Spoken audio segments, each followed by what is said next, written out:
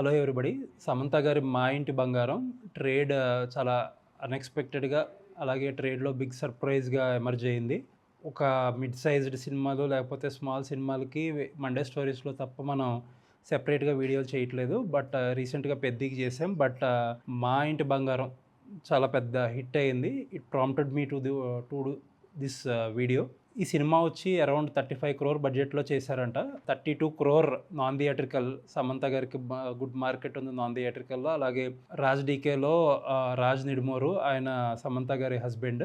ఆయన అసోసియేషన్‌తో కూడా good non theatrical market close అయింది. అరౌండ్ 32 క్రోర్ కలెక్ట్ చేస్తుందని అంటున్నారు. ఓన్లీ 3 క్రోర్ థియేటర్ మీద బర్డెన్.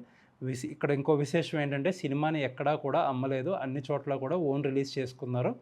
అడ్వాన్సులు తీసుకున్నారు. నైజాంలో 5 కోట్లు, సీడెడ్‌లో ₹1 కోటి, అలాగే ఆంధ్రాలో 3 కోట్లు అండ్ అరౌండ్ మొత్తం ఏపీ, తెలంగాణలో 9 క్రోర్ రిలీజ్ చేశారు. ఇప్పుడు బ్లాక్ బస్టర్ హిట్ అని చెప్పుకోవాలి. ఎందుకంటే first day world wide around 4.71 crore collect చేసింది. నైజాంలో 1.1 క్రోర్, సీడెడ్‌లో 16 lakhs, ఉత్తరాంధ్రలో 24 lakhs, ఈస్ట్‌లో 11 lakhs, west 6 lakhs, Krishna 15 lakhs, Guntur 11.5 lakhs, Nellore 6 lakhs.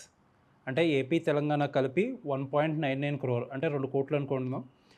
Rest of India around 40 లక్షలు ఉంటుంది. ఓవర్సీస్ వచ్చి 2.32 crore. ఓవర్సీస్లో అరౌండ్ 700K ఓపెనింగ్ తీసుకుంది.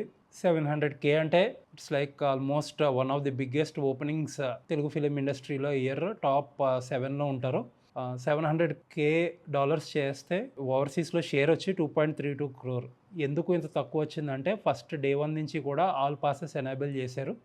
పాసెస్ ఎనేబుల్ చేయడంతో డిస్ట్రిబ్యూటర్కి వచ్చే షేర్ తగ్గుతుంది. సో దాని కారణంగా అరౌండ్ 35% షేర్ యావరేజ్లో క్యాలిక్యులేట్ చేస్తాం మనం 2.32. ఆ రకంగా టోటల్ వరల్డ్ వైడ్ 4.71 crore. ఈ సినిమా మండే కనుక హోల్డ్ అయితే కనుక అరౌండ్ 20 crore షేర్ చేసే అవకాశం ఉంది. బట్ మండే స్టోరీస్లో మనకు క్లియర్ ఐడియా వస్తుంది if it is going that way or not.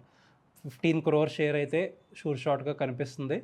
20 కోట్లు చేస్తుందా లేదా అనేది తెలుస్తుంది. 50 crore కనుక గ్రాస్ పోస్టర్ పడిందంటే sensational block buster. Everyone involved in the trade will make money ఈ సినిమాతో.